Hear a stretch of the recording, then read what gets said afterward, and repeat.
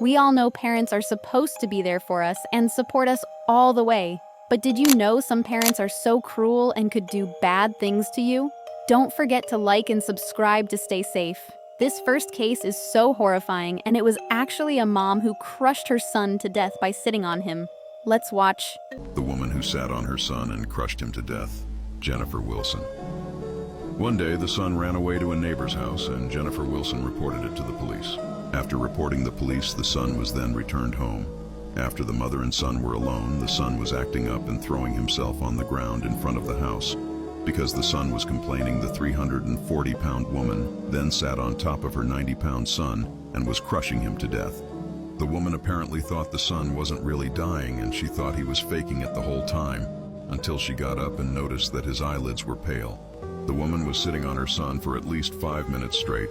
The son was not breathing, and he didn't have a pulse. I feel so bad for the boy. This is abuse at this point, as the poor boy was probably suffocating and helpless beneath all that weight from the mom. And was taken to the hospital, but was taken off of life support 2 days later. Before his death, the son said that the mother was abusive and would slap his face, and the mother wasn't his biological mother, it was his foster mother. The whole thing was caught on camera, and all you can hear is the boy screaming in pain. Jennifer Wilson was soon arrested and is only facing up to 6 years in prison. No way she only got 6 years. That is so little, and is nothing compared to the pain her son had to suffer. Honestly, she doesn't even deserve to call herself a mother after this, and she should be ashamed. This next case is even more horrifying, so make sure to watch till the end. The case of Jeffrey Doucette is so disgusting that I was left shocked. Let's watch. The man who was shot on live television. Jeffrey Doucette. The whole backstory to the incident starts off with predator Jeff Doucette getting arrested for kidnapping and child molesting. Doucette was a karate instructor who was around kids all the time and seemed like a trustworthy guy to the students' parents. But one day, Jeff Doucette kidnapped one of his students, who was 11 years old, and took him 2,000 miles away from Louisiana to a motel in California, where he would begin assaulting the boy for a whole month straight. The authorities eventually tracked Doucette down and was arrested. During his interrogation, he admitted to assaulting multiple children. That is so insane. Imagine you had someone like that as a teacher. I hope he rots in jail for a long time. Over the years. After the interrogation, the police prepared to take him back to Louisiana to face trial. And as Doucette was being escorted through the airport, the 11-year-old's father was there waiting in disguise with sunglasses and a baseball cap. As Doucette was walking near the father then pulled out a gun and shot him in the head on live television. The father was immediately tackled and arrested, and Doucette was then rushed to the hospital, but later died due to his injuries. The father who shot Doucette was put on trial for second-degree murder, but never served time in prison since he wasn't a threat to society, according to the judge. I understand why the father shot the man, as he was probably really angry about what his son went through. If I were in that situation, I would be so angry too. It just shows how much he cares for his son. This next one is one of the worst parents I've ever seen, and I can't believe this actually happened. Apparently, they had 13 kids, which is a lot, and also did horrible things to them. Let's watch.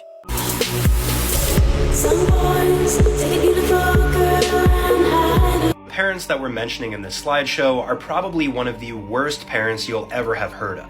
This slideshow starts off with an image showing the parents, David and Louise Turpin, David and Louise's entire family consisting of 13 children, and photos of the home that they and their children lived in. David and Louise got married in 1985 when David was 23 years old and Louise was only 16. And because of their religion, they believed that they needed to bring as many children into the world as possible, so they got to work and had 13 kids. However, despite the fact the family looked happy from the outside, this could not be further from the truth. For years, David and Louise would falsely imprison the children in their rooms, performing a variety of different horrendous acts, only ever allowed them to eat once a day and bathe once a year. Eventually, on January 14th, 2018, a 17-year-old daughter of theirs ended up escaping, calling the police, and they were caught. They received 25 years to life. This case really goes to show that even though things might look okay from the outside, sometimes they're not. Only allowing them to shower once a year and starving them is not how parenting is supposed to be. I feel like the parents wanted 13 kids just to torture them, which is so disgusting. thankful one of the kids escaped and managed to put an end to this, as this is so scary. This next case is about a woman who got possessed and started doing bad things. Let's watch. Worst Parents Ever, Part 3. This is Isabel Martinez. Isabel Martinez was married to Martin Romero, and together they had 5 kids. On July 6th of 2017, Isabel would proceed to attack and stab her family in the middle of the night. Each child was told they was going to the sky to see Jesus. Out of everyone in the house who was attacked, only one survived, and that was 9-year-old Diana Romero. Diana recalled watching in horror as her mom proceeded to attack her dad and her siblings before attacking her. Diana stayed in ICU for weeks but survived. Isabel believed that an evil spirit was driving her to commit these crimes, and that in order to get her recently passed father back, she had to, quote, put them to sleep. After all this, Isabel pled guilty to 7 criminal counts and was given 5 life sentences. That is so insane. Thankfully, she got a life sentence as she basically just killed everyone around her. That type of incident would scar me for life. If you found that terrifying too, let me know in the comments. Do your parents have rules for you at the dinner table? Well, this father did, and his rules were so unrealistic they almost starved his son. Let's watch. You don't eat till I say you can. You are the worst dad ever. At this house, dinner was a test. Every night, the same rule. No slouching, no elbows, no speaking unless you're spoken to. But one night, this dad added a new rule. No food until you've calmed your mind. Well, kid walks in hungry. It's been a long day. He reaches for a plate. Not until you've counted 30 breaths out loud. It's a new rule. The kid tries to laugh it off. Are you serious? The dad just stares. So he starts. 1, 2. By 19, his voice is shaky, and he's very lightheaded. 20? By 21, he just says screw it and reaches for his plate. 20, no, the dad then stops him. Nope, you're done. He takes the plate and he scrapes it into the trash. No dinner for you tonight, son. And nobody's hit anything. Not his mom, not his sister. He just sits there and watches the rest of his family eat. Later that night, his sister knocks on his door with a granola bar. Doesn't say a word, just leaves it. After that day, he doesn't eat at the dinner table anymore. He finds a way to get his own food, or he doesn't eat at all. Yo, that dad is the worst. I agree, as what type of rule is that? Imagine there's food right in front of you. You're starving, and you're told to do weird things like that. Luckily, the sister was there to give him something to eat, as it would have been so bad. Do your parents have unreasonable rules too? Let me know in the comments. This next case actually broke my heart and made me so sad. It is called the Elisa Nam incident. Let's watch. Let's talk about Elisa Lam incident. Elisa Lam was known for behaving strangely in the elevator. She has strict parents who sometimes wouldn't let her travel alone or without them. But one day, she was thrilled to be able to travel to downtown Los Angeles by herself.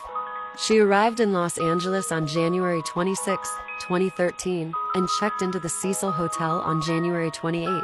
On January 31, 2013, she disappeared from the hotel. Her parents were worried and tried to contact her, but couldn't reach her. They reported her missing, but there was no sign of her for weeks. Meanwhile, guests at the Cecil Hotel started complaining about the water being black and having an unusual taste. The hotel staff investigated, and on February 19, 2013, they found Elisa Lam's body was found floating in the hotel's water tank on the roof. I had no idea her disappearance was linked to that. I have so many questions as to how she ended up there. I feel really bad for her. There were no signs of trauma, and the initial conclusion was an accidental death. However, footage from the hotel elevator showed Elisa acting strangely. She was pressing multiple buttons and seemed disoriented and distressed. This strange behavior added to the mystery surrounding her disappearance. Some people believed she was playing a game, while others thought she might be hiding from someone or being chased. We may never know why she acted that way. Stay safe. I feel like someone was definitely chasing her, which is why she kept pressing every button trying to escape. If someone was chasing me too, I would also be panicking and trying to get away as quickly as possible. I hope her parents were able to find out the truth. Which case did you find the scariest? Let me know in the comments. Don't forget to like and subscribe. Stay safe out there.